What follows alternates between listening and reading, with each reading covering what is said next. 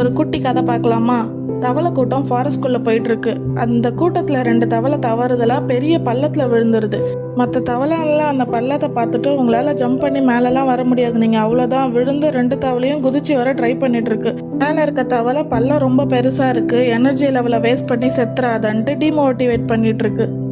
இதை பார்த்த ஒரு தவளை குதிக்கிறத அப்படியே ஸ்டாப் பண்ணிடுச்சு. 2வது தவளை நல்லா ட்ரை பண்ணி மேலே எப்படியோ குதிச்சு வந்துடுது. இப்போ இங்கே தான் இருக்குது ட்விஸ்ட். மேலே வந்த தவளைக்கு காது கேட்காது. அந்த தவளை மேலே என் ஃப்ரெண்ட்ஸ்லாம் என்கரேஜ் பண்ணுறாங்க, எப்படியாச்சும் மேலே போயிடணும்னு வெறியில் மேலே வந்துச்சு. கீழே இருக்க தவளை இவங்க நெகட்டிவிட்டியில் இன்ஃப்ளூயன்ஸ் ஆகி பண்ணாமலே விட்டுருது.